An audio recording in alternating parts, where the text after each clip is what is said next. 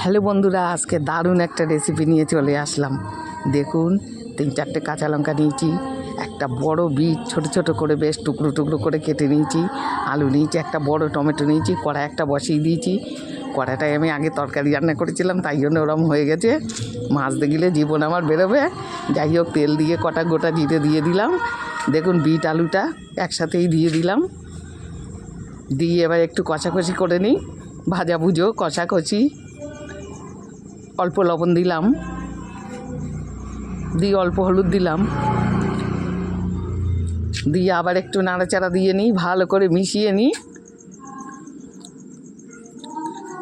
দেখুন, 2টো কাঁচা লঙ্কা চিড়ে দিলাম, আর 2টো দিলাম না, বেশি হয়ে যায় যদি ঝাল, ওই জন্যে বিটের তরকারি তো। এবার দেখুন, পরিমাণ মতন জল দিয়ে দিলাম কষাকষিটা করে।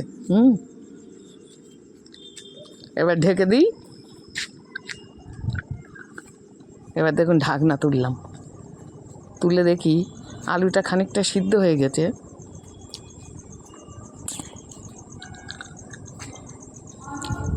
এবার দেখুন, টমেটো বড়টা কেটে রেখেছিলাম, সেটা আমি দিয়ে দিলাম, দিয়ে এবার ঢেকে দেবো। দেখুন, ঢাকনাটা তুললাম, কত সুন্দর টমেটোটা বেশ গলে গেছে। এইবার বেশ মাখা মাখা হয়ে যাবে। আমি একটু ঝোলা ঝোলা করবো, মাখা মাখা হলেও হতে দেবো না, খুব ভালো লাগে খেতে।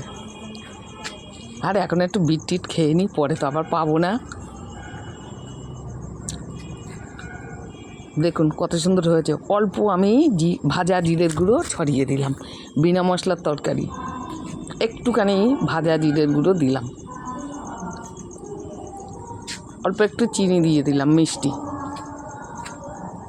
না দিলে স্বাদ হবে না। দেখুন, পাশে একটা জায়গা নিয়েছি, তাতে আমি ঢেলে নিলাম। কিরম হলো বন্ধুরা ভিডিওটা? দেখবেন সবাই, ভালো থাকবেন সবাই। পরে আবার দেখা হবে, কথা হবে। ছাড়লাম, টাটা।